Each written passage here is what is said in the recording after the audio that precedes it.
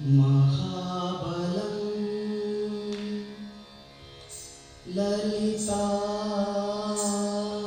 ललिताङ्गदेवं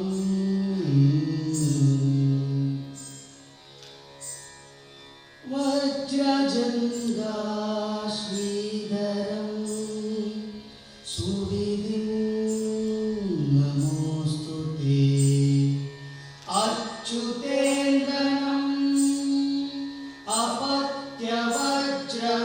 अपत्यवज्रनाभिनामम् अहमिन्द्रं नमामि आदितीर्थङ्करम्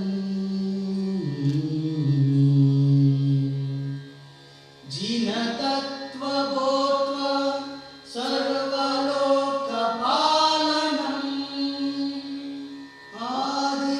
आदिनाथजिननं नमो नमो नमोऽस्तु ते।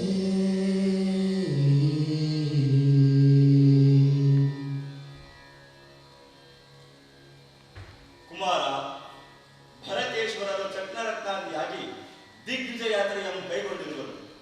ಸಂತೋಷ. ಸರ್ವ ದಿಕ್ಷೇತ್ರಗಳನ್ನು ಗೆದ್ದು ಅಯೋಧ್ಯೆಯ ಕೀರ್ತಿಯಂ ಬೆಳೆದ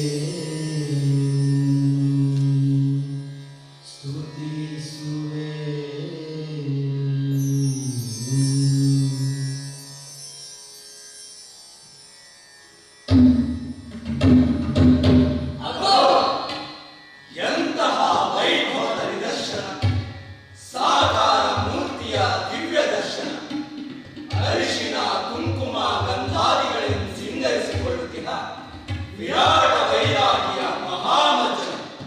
ಮತ್ತೆ ನೋಡಿದರೆ ಅನೇಕ ಕುಸುಮ ಕಾಂತಿಯುಳ್ಳ ಪುಷ್ಪಗಳನ್ನು ಸಿಂಗರಿಸಿಕೊಳ್ಳುತ್ತಿದ್ದ ಇವನ ನೋಡ ಎರಡೂ ಕಣ್ಣು ಸಾಲದೆ. ಆಹಾ, ಇಂಥ ಸುಮಧುರ ಕ್ಷಣಗಳ ನೋಡುತ್ತಿಹ ನಾವೇ ಧನ್ಯರೈ ಧನ್ಯರು.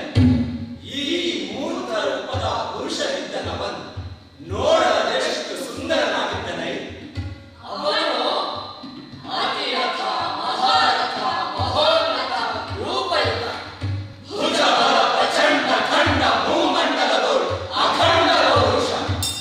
ಹರಹರಗಳ ಕಾಂತಿ ಕೂಡಿದ ವದನ ಸುಂದರ ಕೊಮ್ಮರ.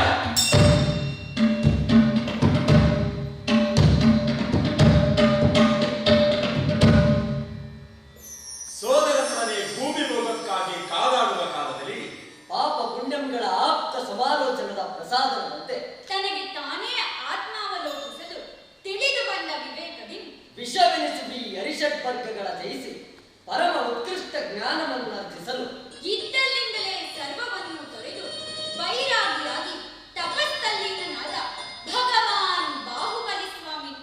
ಭಗವಾನ್ ಬಾಹುಬಲಿ ಸ್ವಾಮಿ.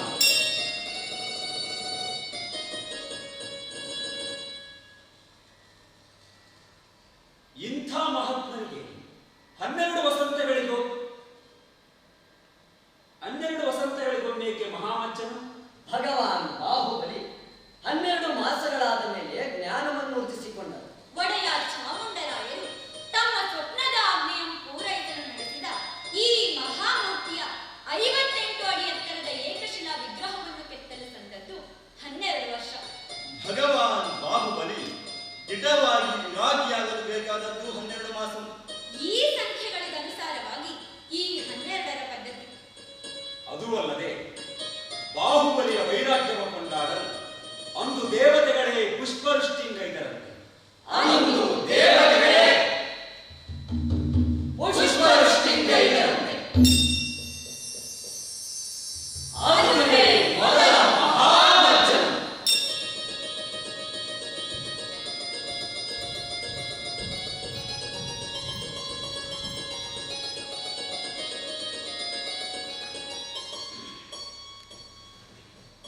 ಅವನಿಯನ್ನಾಳುವ ಕುಲದವನು ಮಹಾವಿರಾಗಿಯಾದುದು ಹೇಗೈ? ಕೇಳಿದೆ, ಜೈನರ ಮೊದಲ ತೀರ್ಥಂಕರನಾದ ಆದಿನಾಥರಿಗೆ ಯಶಸ್ವತಿ ಮತ್ತು ಸುನಂದಾದೇವಿ ಎಂಬ 2 ಮಡದಿಯರು. ಹಿರಿಯವಳಾದ ಯಶಸ್ವತಿಗೆ ಭರತನೂ ಸೇರಿದಂತೆ 100 ಮಂದಿ ಗಂಡು ಮಕ್ಕಳು, ಕೊನೆಯವರಾಗಿ ಬ್ರಾಹ್ಮಿ. ಹಾಗೂ ಸುನಂದಾದೇವಿಗೆ ಬಾಹುಬಲಿಯು ಮತ್ತು ಸೌಂದರ್ಯ. ಹೀಗೆ 100 ಮಕ್ಕಳೊಂದೆಡೆ ಇವನೊಂದೆಡೆ ಎಲ್ಲರ ಸೋದರತೆಯನ್ನು ಬೆಳೆಯುತ್ತಿರಲು ಇವರೆಲ್ಲರಿಗೂ ಅಣ್ಣನೆನಿಸಿದ ಭರತನು ಪುಣ್ಯದ ಫಲವಾಗಿ ಒಂದು ಚಕ್ರರತ್ನ ಪಡೆದನು. ಆಮೇಲಾಗಿದೆ ದಿಗ್ವಿಜಯ ಯಾತ್ರೆ.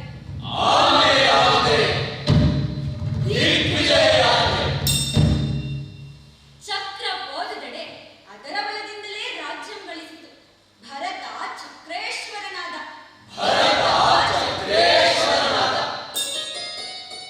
ಇದರಿಂದ ಬಾಹುಬಲಿ ವಿರಾಗಿಯಾದನು.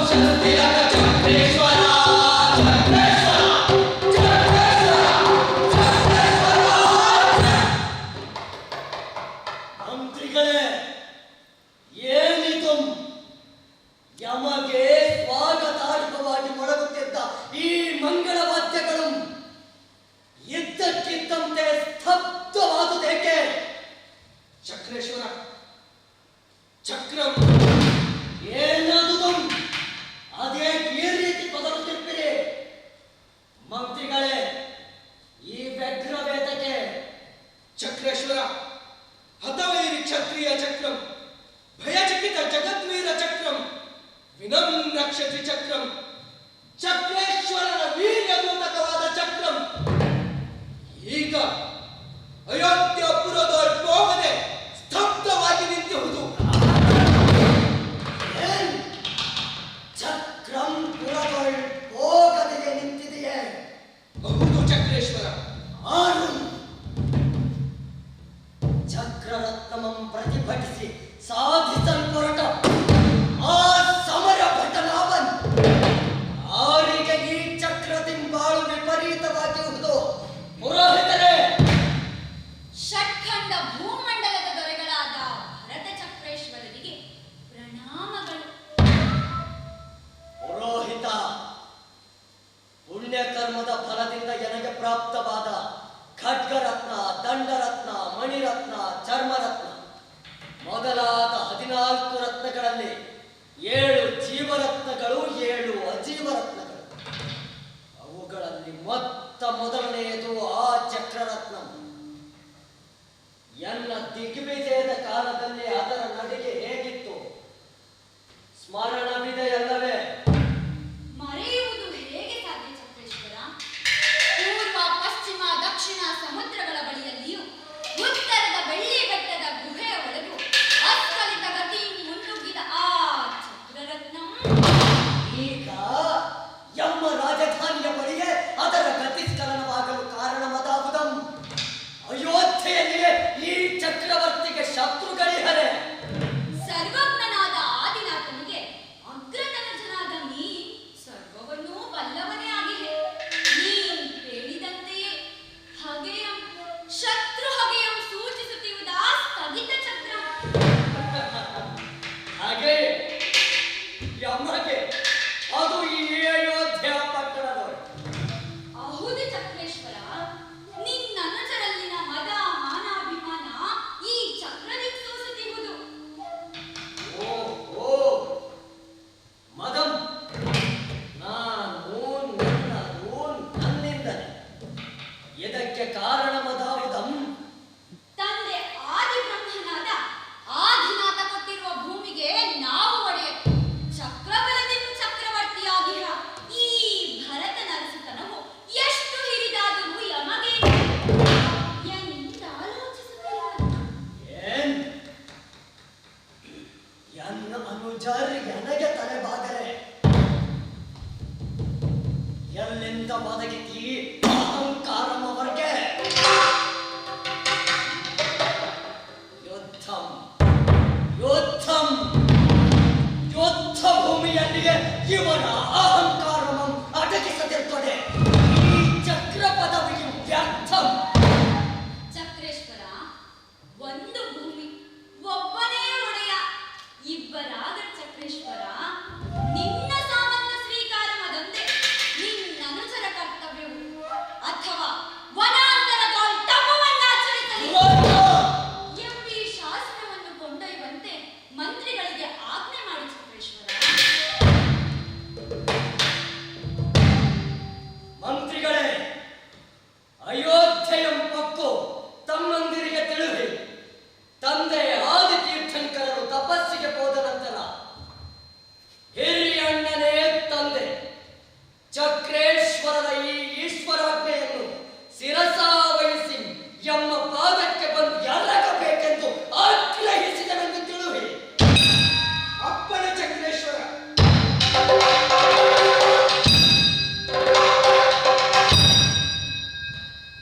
ಚಕ್ರೇಶ್ವರ, ನಿನ್ನ ಅನುಚರೆಲ್ಲರೂ ನಿನಗೆ ವಿಧೇಯರಾಗಲು ಒಪ್ಪುವರಾದರೂ ನಿನ್ನ ಮಲತಮ್ಮ ಓಹೋ, ಎನ್ನ ಚಿಕ್ಕ ತಾಯಿ ಸುನಂದಾದೇವಿಯ ಮಗನಾದ ಬಾಹುಬಲಿಯೇ. ಹೌದು ಚಕ್ರೇಶ್ವರ, ನಿನ್ನ ಅನುಜರೆಲ್ಲರೂ ಮಾನನಿಷ್ಠರೇ. ಆದರೂ ಆ ಬಾಹುಬಲಿ ಅಸಾಮಾನ್ಯನು. ಸುಭಟ ಸಮರ ಸಂಘಟ್ಟದ ಗರ್ವಿ. ವಿದ್ವಾಂಸರ ಕೇಳಿಗಾಗೇ ಹಾತೊರೆಯುವ ದುರ್ಮದ ಅವನಲ್ಲಿದೆ ಚಕ್ರೇಶ್ವರ. ಎನ್ನ ಭುಜ ಬಲದ ಪರಾಕ್ರಮದೆದುರು ಆ ಬಾಹುಬಲಿಯೇ. ಅವನೇ ನನಗೆ ಬಾಗದಿದ್ದರೆ ಎನ್ನ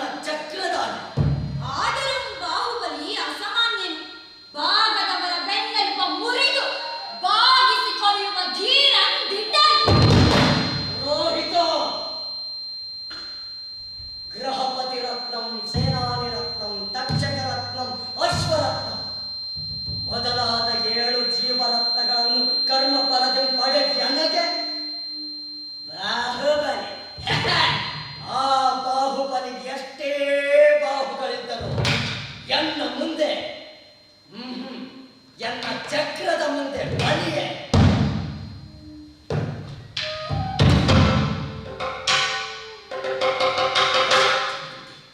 ಎಷ್ಟು ಮಂದಿ ರಾಜರುಗಳು ಎರಗಿ ನಮಸ್ಕರಿಸಿದರೆ ಏನು ಬಂತು? ಆ ಬಾಹುಬಲಿ ಎನ್ನ ಅಧಿಕಾರದಿಂದ ಹೊರಗಿದ್ದಾನೆ. ಅಲ್ಲದೆ ಅವನ ರಾಜಧಾನಿ ಪೌದನಾಪುರವು ಎನ್ನಾಳ್ವಿಕೆಯಿಂದ ಹೊರಗಿದೆ ಎಂದಾಗ ಜಯಿಸಿದ ಇಷ್ಟೆಲ್ಲ ಪಟ್ಟಣಗಳು ಯಾವ ಪ್ರಯೋಜನಕ್ಕೆ?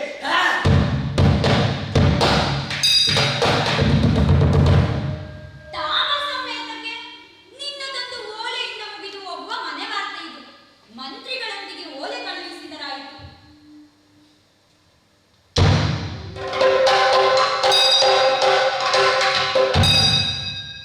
ಅಪ್ಪಣೆ ಚಕ್ರೇಶ್ವರ. ಹೋದ ಕಾರ್ಯವದೇನಾಯ್ತು? ಚಕ್ರೇಶ್ವರ, ನಿಮ್ಮ ಆಜ್ಞೆಯನ್ನು ನಿಮ್ಮ ಅನುಜರಿಗೆ ನಿಮ್ಮ ಈಶ್ವರಾಜ್ಞೆಯನ್ನು ಅರುಹಿದೆ. ಅವರು ಇಂತೆಂದರು: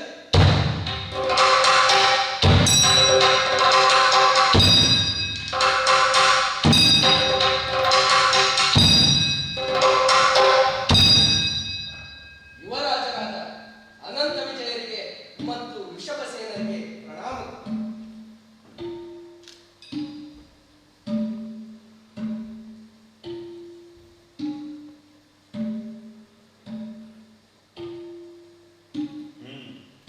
ಒಳ್ಳೆಯದು. ಹಿರಿಯಣ್ಣನೇ ಗುರು ತಂದೆ ಎಂದು ಈ ಮೊದಲೇ ಅರಿಯುತ್ತಿದ್ದೆವು. ಆದರೆ ಈಗ ತಾವು ಅರಸರು ನಾವು ಆಳುಗಳು ಎಂದು ವಿಭೇದವಾಗಿರುವಾಗ ಭರತನ ಪಾದಕ್ಕೆ ಇರುವುದು ಅವಮಾನಕರವಲ್ಲವೇ? ರಾಜ್ಯ ಸಿರಿಗಾಗಿ ಒಡ ಹುಟ್ಟಿದವರ ಪ್ರೀತಿ ಕಳೆದುಕೊಳ್ಳುವುದು ಕಷ್ಟಕರ. ತಂದೆയും ಸ್ವತಂತ್ರ ರಾಜ್ಯಗಳನ್ನು ಪಡೆದವರು ನಾವು. ಆದರೆ ಈಗ ಭರತ ಚಕ್ರೇಶ್ವರ ತಿಂಕರಾದರೆ ಅಕ್ಕಿಯನ್ನು ಕೊಟ್ಟು ಎಂಜಲು ತಿಂದಂತಲ್ಲವೇ? ಅದೂ ಅಲ್ಲದೆ ವಜ್ರಾಯುಧನಾದ ದೇವೇಂದ್ರನಿಂದ ನಮಸ್ಕರಿಸಲ್ಪಟ್ಟ ಕುರುದೇವ ಆದಿತ್ಯಂಕರರ ಮಕ್ಕಳಾದ ನಾವು ಪುರುಷಾರ್ಥಗಳಲ್ಲಿ ಪರಮವಾದನ್ನೇ ಊರ್ಜಿತಗೊಳಿಸಿಕೊಳ್ಳದೆ ಈ ರಾಜ್ಯಭಾರಕ್ಕಾಗಿ ತೊಡಗಬೇಕಿಗೆ ನಿಸ್ಸಾರವಾದ ನಮ್ಮಿ ರಾಜ್ಯವನ್ನು ಭರತನಿಗೆ ಒಪ್ಪಿಸಿ ನಾವು ತಪಸ್ಸಿಗೆ ಹೊರಡುವುದೇ ಶ್ರೇಯಸ್ಸು. ಸಹೋದರ, ನಾವು ಭರತನ ಪಾದಕ್ಕೆ ನಮಿಸುವುದೇ ಅವಮಾನಕರ ಎಂಬುದಾದರೆ ಬರುವ ಅನುಷ್ಠಾನ ಏನು ಹೆಚ್ಚಿನದು? ಪರಮಶ್ರೇಷ್ಠರಾದ ಗುರುಪರಮೇಶ್ವರನ ಪಾದಗಳನ್ನು ಸೋಂಕಿ ತಲೆಗಳನ್ನು ಬೇರೆ ಯಾರಿಗೂ ಭಾವಿಸದೆ ನಾವೀಗ ತಪಸ್ಸಿಗೆ ಹೊರಡೋಣ. ನಡೆ ಸಹೋದರ.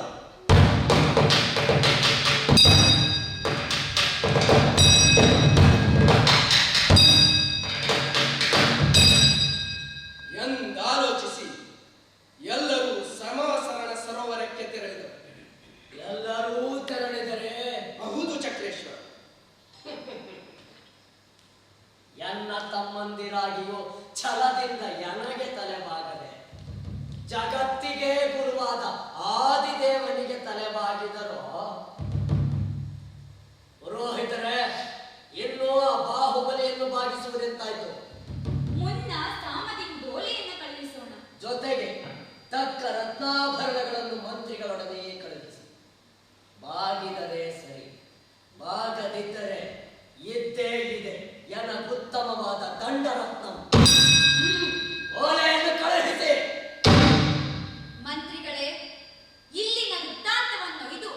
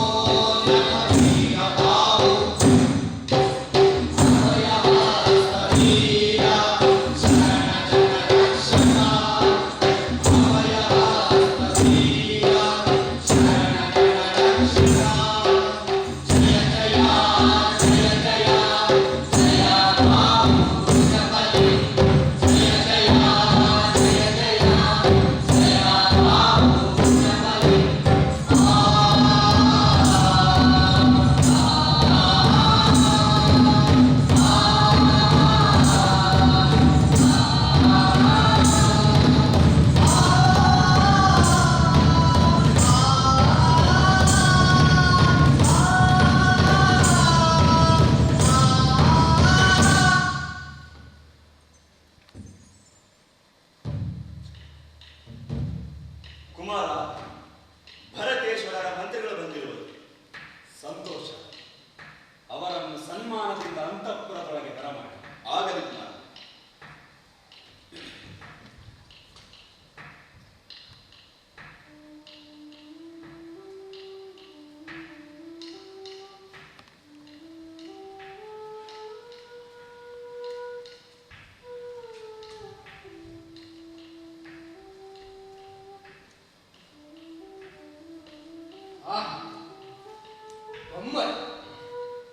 ಪಚ್ಚೆ ಪರ್ವತವೇ ಮಹೋನ್ನತ ತೇಜಸ್ಸಿನಿಂದ ಕೂಡಿ ಧರಾಧಿಪ ರೂಪದಿಂದ ಧರೆಗಿಳಿದಂತೆ ಈ ಬಾಹುಬಲಿಯ ರೂಪ ದಿಟವಿದವು ಎಂಬ ಚಕ್ರೇಶ್ವರನಿಗೂ ಈ ತರದ ಸ್ವರ್ಣ ತೇಜಸ್ಸಿನಿಲ್ಲದು.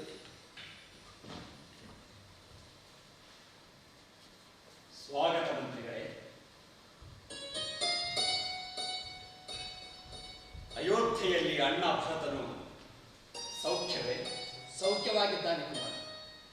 60,000 ವರ್ಷಗಳೇ ದಿಗ್ವಿಜಯದಲ್ಲಿ ಉರುಳಿ ಹೋದರು. ಬಹುತರವಾದ ಚಿಂತನೆಗಳಿರುವ ಭರತೇಶ್ವರರು ಕಡೆಗೊಮ್ಮೆ ನಮ್ಮನ್ನು ಜ್ಞಾಪಿಸಿಕೊಂಡರಲ್ಲವಷ್ಟೇ. ಅಷ್ಟೇ ಅಲ್ಲ ಕುಮಾರ, ನಿನಗಾಗಿ ರತ್ನಾಭರಣಗಳನ್ನು ಕಳುಹಿದ್ದಾನೆ. ರತ್ನಾಭರಣಗಳು? ಸಂತೋಷ. ಅಣ್ಣ ಹೋದಡೆಗಳಲ್ಲೆಲ್ಲ ಅರಸರು ಆತನಿಗೆ ತಾವಾಗಿಯೇ ಶರಣಾದರೆಂದು ದಿಕ್ಕು ದಿಕ್ಕಿನಲ್ಲಿ ಅವನ ಕೀರ್ತಿಯನ್ನು ಹಾಡಿ ಹೊಗಳುತ್ತಿರುವುದನ್ನು ಕೇಳಿ ಸಂತೋಷ ಪಡುತ್ತಿದ್ದೇನೆ.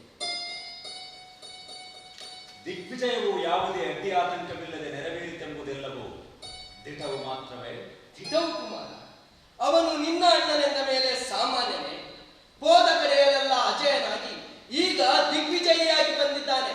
ಪ್ರತಿಭಟಿಸಿದವರನ್ನು ಚಕ್ರರತ್ನವೇ ಹೊಡೆದು ಗೆಲುವನ್ನು ಆಚರಿಸಿದೆ.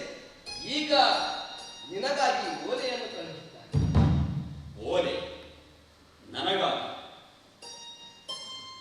ಓದಿ ಮಂತ್ರಿಗಳೇ.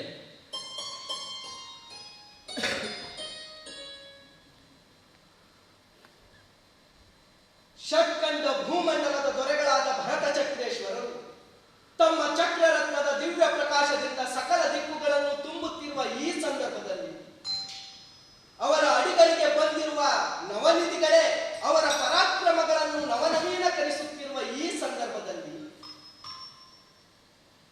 ವಿಜಯೋತ್ಸವದ ತೋರಣ ಸ್ತಂಭಗಳಂತಿರುವ ತಮ್ಮ ತೋಳುಗಳಿಂದ ಬಾಹುಬಲಿಯನ್ನು ಬಿಗಿದಪ್ಪಿ. ಮಂತ್ರಿಗಳೇ, ಮುಖ್ಯ ವಿಷಯವನ್ನರು. ಓಲೆಯ ಸಾರಾಂಶವಿದೆ. ಎನ್ನ ತಮ್ಮನು ಎನ್ನ ಬಳಿ ಬಂದರೆ ಮಾತ್ರ ಈ ವಿಜಯೋತ್ಸವಕ್ಕೆ ಕಳೆ. ಅವನಿಲ್ಲದೆ ಎನ್ನ ಸಾಮ್ರಾಜ್ಯದುನ್ನತಿ ಸಾಲದು ಎಂದು. ಮಂತ್ರಿಗಳೇ, ಬಂದ ವಿಚಾರವನ್ನ ಸಂಕ್ಷೇಪವಾಗಿ ಹೇಳಿ. ಬಾಹುಬಲಿ ತಮ್ಮಲ್ಲಿರುವ ವಿನಯ ಗುಣಗಳಿಂದ ತಾವು ಯಾರನ್ನ ಬೇಕಾದರೂ ಮೆಚ್ಚಿಸಬಲ್ಲಿರು. ಓಹೋ, ಇದು ವಿಷಯ. ಮೊದಲು ಸೌಮ್ಯದ ಮಾತು, ಈಗ ತಾಮಸಿಕೆಯದ್ದಾಗಿಯೇ. ಮಂತ್ರಿಗಳೇ, ನಿಮ್ಮರಸನ ದಿಗ್ವಿಜಯದ ವರ್ಣನೆಗೆ ದಿಗ್ಭ್ರಾಂತನಾಗುವವನಲ್ಲ ಈ ಬಾಹುಬಲಿ. ಯುವರಾಜ ಭರತ ಚಕ್ರೇಶ್ವರರು. ಚಕ್ರೇಶ್ವರರು? ಕುಂಬಾರನ ಮಡಿಕೆಯ ಚಕ್ರದಂತೆ ಚಕ್ರರತ್ನವು ತಿರುಗಿತು. ಅದರ ಹಿಂದೆ ತಿರುಗುತ್ತ ಹೋದನವನು ಚಕ್ರೇಶ್ವರನು.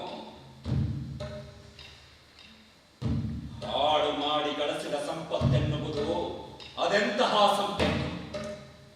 ಹಲವು ಜನ ಅರಸರ ಸಾವಿನಿಂದ ಪಡೆದ ಆ ಸಿರಿ ಅದೆಂತಹ ಸಿರಿ? ಕೇವಲ ಚಕ್ರರತ್ನದ ಹುಟ್ಟಿನಿಂದ ಮಾತ್ರ ಅವನಿಗೆ ಚಕ್ರೇಶ್ವರನ ಪಟ್ಟವು. ತಿರುಗಿ ಭಿಕ್ಷೆ ಬೇಡಿ ತಿಂದವನವನು ಅದೆಂತಹ ಚಕ್ರೇಶ್ವರನು? ದೈವಾನುಗ್ರಹ ಕರುಣೆಯಂ ಧನವನ್ನು ಸಂಪಾದಿಸಿದ ಅವನು ಚಕ್ರೇಶ್ವರನು. ಹಾಗಾದರೆ ಅರಸರಿಗೇನೆಂದು ಹೇಳಿ? ಅವನು ದಿಗ್ವಿಜಯಿ ಎಂಬ ಸಂತೋಷಾಭಿಮಾನದ ಅತಿ ಸೂಕ್ಷ್ಮ ನೆಂಟತನವೇ ಸಾಕು. ಆದರೆ ಅದರ ಮದದಿ ನಮ್ಮನ್ನು ಆಳು ಎಂಬ ಭಾವನೆಯಿಂದ ನಡೆಸಿಕೊಳ್ಳುವುದು ನಮಗಾಗದು. ಅಷ್ಟೇ ಅಲ್ಲ, ಎನ್ನ ತಂದೆಯು ಪಡೆದ ನನ್ನ ಈ ರಾಜ್ಯವನ್ನು ನಾನಾರಿಗೂ ಒಪ್ಪಿಸುವವನಲ್ಲ. ಹಾಗೇನಾದರೂ ಪಡೆಯಲೇಬೇಕೆಂಬ ಬಯಕೆಯುಂಟಾದರೆ ತನ್ನ ಸರ್ವಸ್ವವನ್ನು ಬದಿಗಿಟ್ಟು ಯುದ್ಧ ಭೂಮಿಗೆ ಬರಲು ಹೇಳಿ. ಯುದ್ಧ ಭೂಮಿ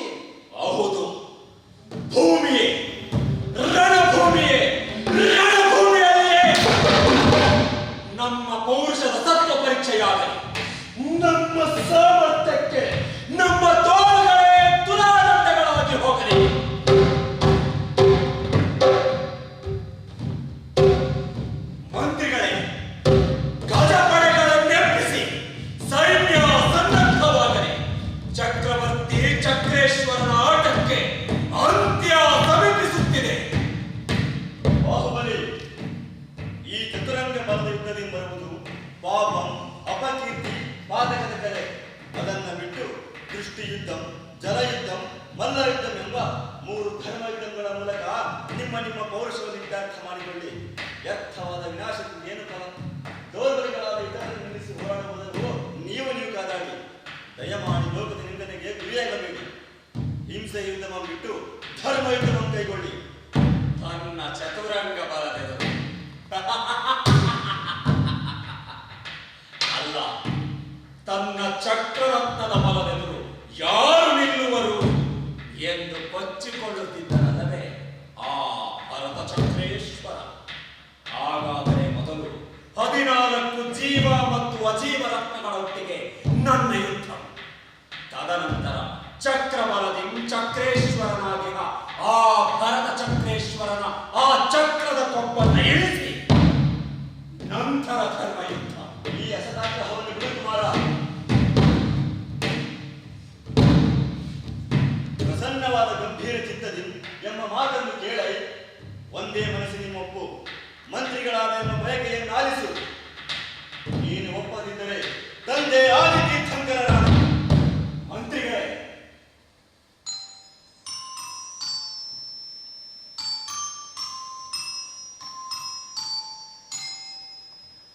ಕೋಪದಲ್ಲಿ ಕತ್ತರಿಸಿದ ಹೂವು ಎಂದೂ ಕೂಡ ನಿಮ್ಮಿಚ್ಛೆಯಂತೆಯೇ ಆಗಲಿ.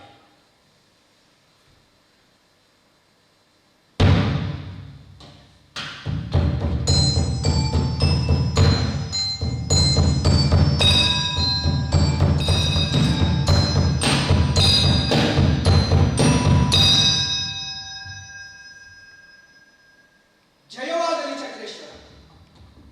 ಏನೆಂದನ ಭುಜ ಬಲೋತ್ತಮನು. ಶಕ್ಕಂಡ ಭೂಮಂಡಲವು ಎರಗಿರುವುದು ಸಾಲದೆ ಅದೇನೆಂದೊಳರಿದೆ. ಹೋದ ಕಡೆಯಲ್ಲೆಲ್ಲ ಅಜಯನಾಗಿರುವ ನಿನಗೆ ಮುಂದೊದಗಬಹುದಾದ ಅಪಕೀರ್ತಿಗೆ ಹವಣಿಸುತ್ತಿರುವೆ. ಮಂತ್ರಿಗಳೇ, ಇವು ಮದಾಂಧನ ನುಡಿಯೋ ಅಥವಾ ನಿಮ್ಮ ಜಾಣತನದ ಸಲಹೆಯೋ? ಯುಕ್ತವಾದನು. ಕುಪಿತನಾಗಬೇಡ ಚಕ್ರೇಶ್ವರ. ನಿನ್ನಾವ ಗಂಭೀರತೆಗೂ ಆ ಭುಜಬಲಿ ಭಕ್ತನು. ಇದು ಯಾವತ್ ಕಾಲಕ್ಕೂ ಸತ್ಯವೇ ಸತ್ಯ. ಸಾಮರ್ಥ್ಯ ಪರೀಕ್ಷೆಗಾಗಿ ರಣಾಹ್ವಾನವನ್ನು ಕಲ್ಪಿರಲು.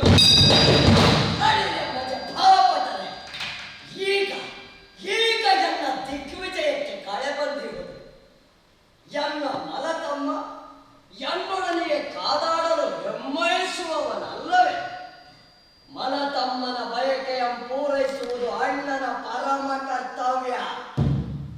ಮಂತ್ರಿಗಳೇ, ಸಮರ ಭೇರಿಗಳು ಮೊಳಗಲಿ, ಯುದ್ಧದ ಸಿದ್ಧತೆಗಳಾಗಲಿ. ಅಕ್ಷೋಹಿಣಿ ಸೈನ್ಯ ಸಿಂಹಗಳೇ, ನಿಮ್ಮ ರೋಮಾಂಚನವೇ ನನ್ನ ಯಜಗಾಜ. ಚಕ್ರೇಶ್ವರ, ಈ ಪರಿಯ ಘೋರ ಯುದ್ಧದಿಂದ ಏನು ಪ್ರಯೋಜನ? ಇಬ್ಬರ ಮಾನಕ್ಕಾಗಿ ಅಕ್ಷೋಹಿಣಿಯನ್ನು ಬಳಸುವುದೆಂತು? 3 ಪರಿಯ ಯುದ್ಧಗಳ ಮೂಲಕ ನಿಮ್ಮ ಸಾಮರ್ಥ್ಯ ಪರೀಕ್ಷೆ ಆಗಲಿ. ನಿಮ್ಮ ಪೌರುಷದ ಸಾಧನಕ್ಕಾಗಿ ಇನ್ನೊಬ್ಬರ ವಿನಾಶ ಸಲ್ಲದ ಭರತೇಶ್ವರ. ಆ ಭುಜಬಲಿಯ ಕೊಪ್ಪನ್ನಿಳಿಸಬಹುದು ನನಗೆ ನಿಮ್ಮ ಮಾತು ಹಾಸನೆನಿಸುತ್ತದೆ. ಮೊದಲು ಆ ಮದಾಂಧನನ್ನು ಒಪ್ಪಿಸಿ, ಆಮೇಲೆ ಮಿಕ್ಕ ಮಾತು. ಚಕ್ರೇಶ್ವರ, ಬಾಹುಬಲಿ ಈಗಾಗಲೇ ಧರ್ಮ ಯುದ್ಧಕ್ಕೆ ಒಪ್ಪಿರುವರು. ಹೌದು, ಹಾಗಾದರೆ ಸಮರ ಭೇರಿಗಳು ಮೊಳಗಲಿ.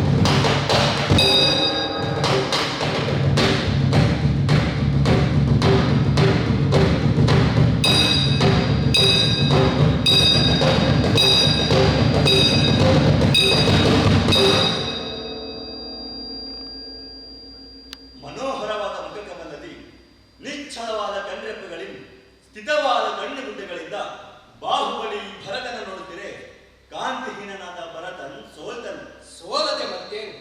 ಭರತೇಶ್ವರರ ಆಕಾರ ಕೇವಲ 500 ಬಿಲ್ಲಿನ ಪ್ರಮಾಣ. ಅದಕ್ಕೆ 25 ಪ್ರಮಾಣ ಹೆಚ್ಚಿನದು ಬಾಹುಬಲಿ ಆಕಾರ. ಅದು 2 ಸಲಹೆಗಳು ಸಂತೋಷದಿಂದ ಸರೋವರವನ್ನು ಪ್ರವೇಶಿಸುವಂತೆ ನೀರಿಗಿಳಿದು ಕಮಲದ ಪರಾಗದಿಂದ ಶುದ್ಧವಾದ ನೀರನ್ನು ಎರಚಾಡಿದರಲ್ಲಿಗೆ ಆರಂಭವಾದುದು ಜಲಯುದ್ಧಂ.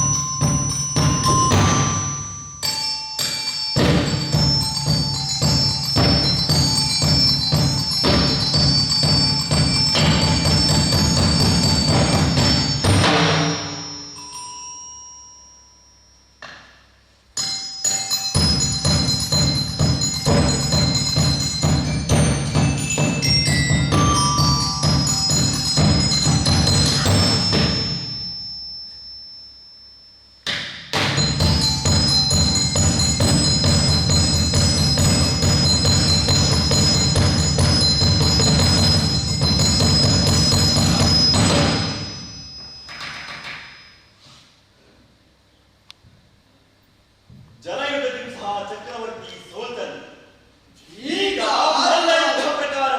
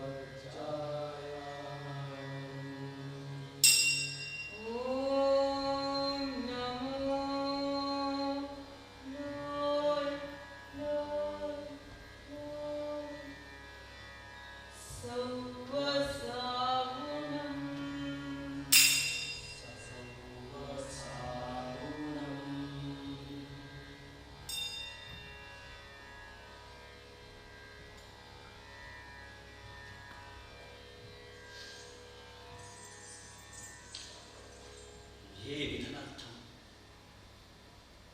ಇವನು ಎನ್ನ ಹಿರಿಯಣ್ಣ ಚಕ್ರವರ್ತಿ. ತನ್ನ ಸಾಮರ್ಥ್ಯದಿಂದ ಚಕ್ರವನ್ನು ಪಡೆದವನಿಂದ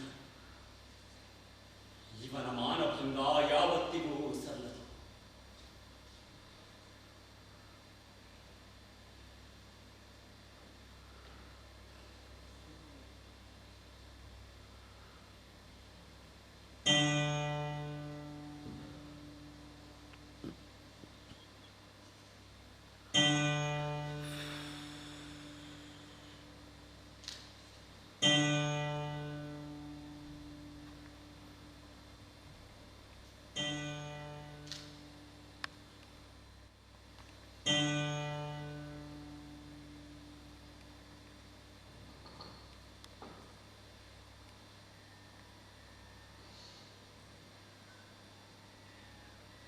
ಇರಿತು ರಾಜ್ಯಕ್ಕೆ ಅಜಬಲದ ಎಂತಹ ವಿಪರ್ಯಾಸ! ಅಣ್ಣ ತಮ್ಮಂದಿರು ಒಡಪುಟ್ಟಿದವರು ತಂದೆ ಮಗನು ನಡುವೆ ಕಂದರ ಕಡಿಗಲ್ಲು ನೀತ. ಇದರೊಳಗದೆಂತಿಹುದು ದೈವಾನುಗ್ರಹ ಸಂಭೂತರಾದ ನಾವೇ ಮೋಕ್ಷ ಮಾರ್ಗದೆಡೆಗೆ ಹೋಗದೆ ಇಷ್ಟು ಅಹಿತ ನೀಚ ಕ್ರೂರ ಕಠೋರ ಕೃತ್ಯವೆಸಗುವೆಡೆ ಸಾಮಾನ್ಯರೊಳಗೆಂದು ಧರ್ಮವಿರುವುದು.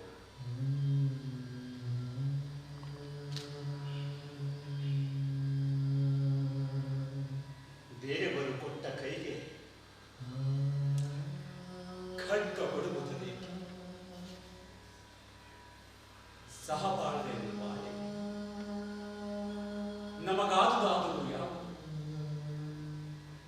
ಅನೀತಿಯೋಳ ಅಪರಿಮಿತ ಮಾನವ ತುಂಬಿ ಕಾಮ ಕ್ರೋಧ ಲೋಭ ಮೋಹ ಮದ ಮತ್ಸರ ಹುಳು ವಿಷಯಾಸೆಗಳಿಗೆ ಒಬ್ಬರನ್ನೊಬ್ಬರು ಕೊಲ್ಲಯ ಹೆಸರೆಂದರೆ ಈ ಮನುಕುಲದ ಉತ್ತಾರವದೆಂದು ಈ ಪರಿಸ್ಥಿತಿಯಲ್ಲಿರುವ ಈ ರಾಜ್ಯ ಭೋಗ ನನಗೆ ಬೇಡ. ನಾನು ನನ್ನದು ಎಂಬ ಅಹಂಕಾರ ನನಗೆ ಬೇಡ. ಸಾಕಿನ್ನಿ ಕರು ಸಾಕಿನ್ನಿ ದುರ್ಬುದ್ಧಿ ಹಿಂಸೆಯು ಕೇವಲ ಹಾನಿ ಅಜ್ಞಾನ ನಶ್ವರ ನಶ್ವರ. ಈ ಜಗದು ಎಲ್ಲವೂ ನಶ್ವರ.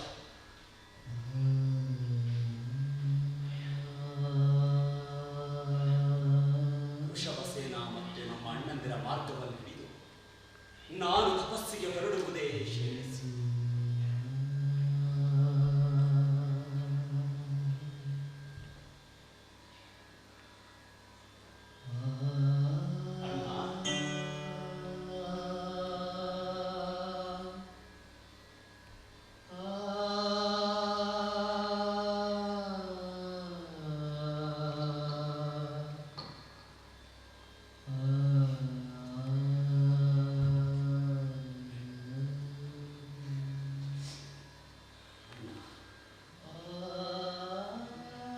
ಎನ್ನ ವಿನಯವನ್ನು ಮನ್ನಿಸು,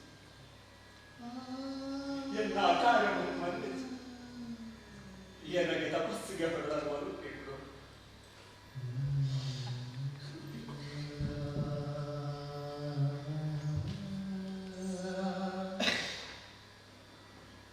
ಬಾಹುಬಲಿ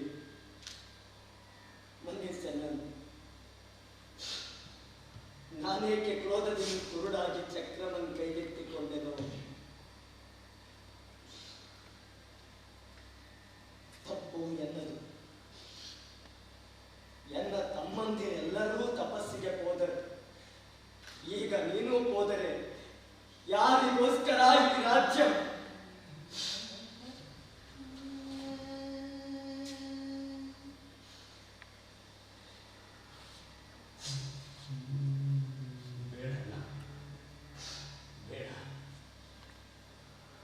ಮಿಂಚುವ ಕೂರಸಿಗಳ ಮೇಲೆ ಚಲಿಸುವ ರಾಜ್ಯಲಕ್ಷ್ಮಿ ನಿನ್ನ ಪಾಲಿಗೆ ಹೇಳಿದೆ.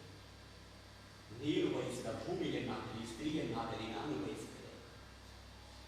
ಎನ್ನ ಕೀರ್ತಿ ಮಾಸಿ ಹೋಗದೆ ತೀರುವುದಿದೆ. ಎನ್ನ ಅಕಾರ್ಯವನ್ನು ಮನ್ನಿಸಿ ದಯಮಾಡಿ ನನಗೆ ತಪಸ್ಸಿಗೆ ಹೊರಡಲು ಅನುಮತಿ ಕೊಡು.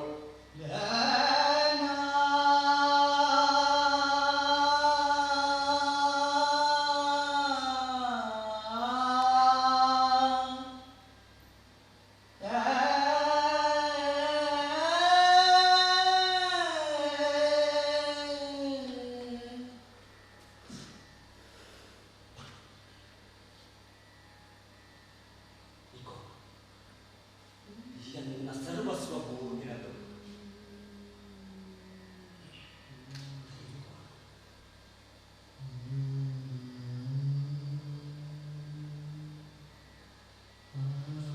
ನನಗೆ ತಪಸ್ಸಿಗೆ ಹೊರಡಲು ಅನುಮತಿ ಕೊಡು.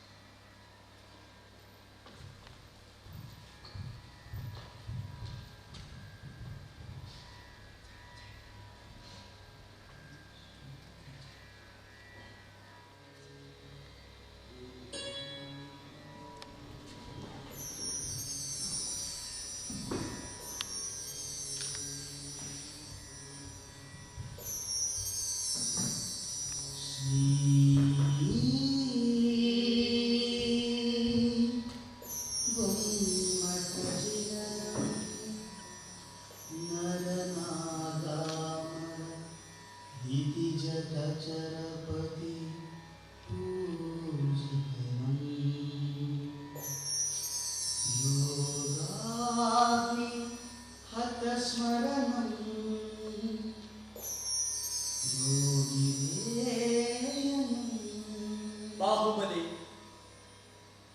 ತಂದೆ ಆದಿತೀರ್ಥಂಕರರು ತಮಗೊಂದು ಸಲಹೆಯಂ ಅರುಹಿರು. ವರ್ಷವಿಡೀ ತಪವಗೈದ ನಿಮಗೆ ಕೇವಲ ಜ್ಞಾನ ಅನುಕ್ತಿಗೆ ಕಾರಣವಂತಿಳಿಸಿದರು. ಅನುಗ್ರಹಿಸಬೇಕು. ಗುರುದೇವರು ಹೀಗೆ ಹೇಳಿದರು. ವರ್ಷವಿಡೀ ತಪವಗೈದರೂ ಆತನ ಮಾನಕಷಾಯ ಇನ್ನೂ ಹೋಗಿಲ್ಲ. ನಿನ್ನ ನೆಲದಲ್ಲಿ ನಿಲ್ಲಲು ಬೇಕಾದ 2 ಹೆಜ್ಜೆ ನೆಲವನ್ನ ನಿನ್ನಿಂದ ತಾನು ಇನ್ನೂ ಇರಿಸಿಕೊಂಡಿರುವೆನೆಂಬ ಮಾನಕಷಾಯ ಅವನಲ್ಲಿ ಇನ್ನೂ ಉಂಟು. ಭುಜಬಲಿ, ನೀನು ನಿಂತಿರುವ ನೆಲ ಯಾರದು? ನಿನ್ನ. ಯುದ್ಧದಲ್ಲಿ ಗೆದ್ದಾಗ ಅದು ಯಾರದ್ದಾಗಿತ್ತು? ಆಗ ನನ್ನದಾದ. ನಿನಗೆ ಅದು ತಂದೆಯಿಂದ ಬಂದಿದ್ದಲ್ಲವೇ? ಮೊದಲು ತಂದೆಯದ್ದಾಗಿರಲಿಲ್ಲವೇ? ಈಗ ನನ್ನದಾಗಿಲ್ಲವೇ? ಮುಂದೆ ನನ್ನ ಮಗ ಆರ್ಕ ಕೀರ್ತಿಯದ್ದಾಗುವುದಿಲ್ಲವೇ? ಭುಜಬಲಿ, ಈ ಭೂಮಿ ನಿನ್ನದೂ ಅಲ್ಲ, ನನ್ನದೂ ಅಲ್ಲ. ನಿನ್ನದು ನನ್ನದು ಆದದ್ದು ಯಾವುದು? ನನ್ನ ನಿನ್ನ ಆತ್ಮಗಳು ಮಾತ್ರ ಅಲ್ಲವೇ? ಹೌದು.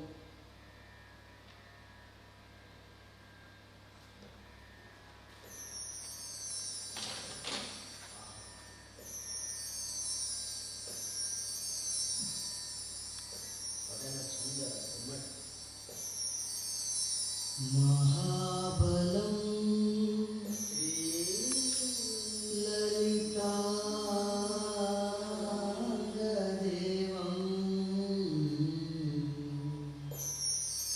ವಜ್ರಜಂಗಾ ಶ್ರೀಧರಂ ಸೂರ್ಯಂ ನಮೋಸ್ತುತೇ ಅಚ್ಯುತೇಂದ್ರನಂ ಅಪತ್ಯವಜ್ರನಾಭಿನಾಮಂ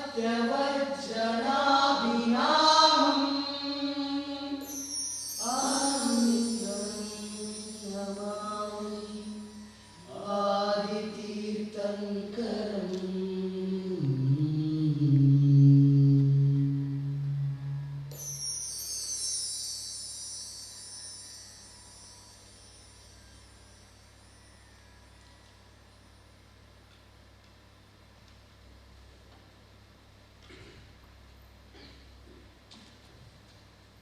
ಜಗದೀಶ್ ಕಟ್ಟಿಮನಿ, ಹಾವೇರಿ ಜಿಲ್ಲೆ, ಆಂಧ್ರ. ಹನುಮಂತ SSRPS, ರಾಯಚೂರು. ಕರಿಯಪ್ಪ ಕೌಲೂರ್, ಕೊಪ್ಪಳ. ರಾಜು ಶ್ರೀಗೇರಿ, ಬಳ್ಳಾರಿ. ಕವಿತಾ, ದಾವಣಗೆರೆ.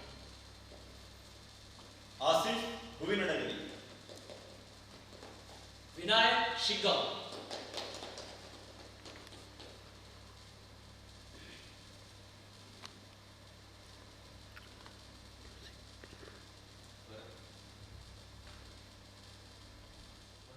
ಭರತ್, ಡಿಗ್ರಿ. ಈ ನಾಟಕ ನಿರ್ದೇಶನ ಭೀಮೇಶ್ HL, ದಾವಣಗೆರೆ. ವಸ್ತ್ರ ವಿನ್ಯಾಸ ರಾಜೇಶ್ ನೃತ್ಯ, ಬೆಂಗಳೂರು.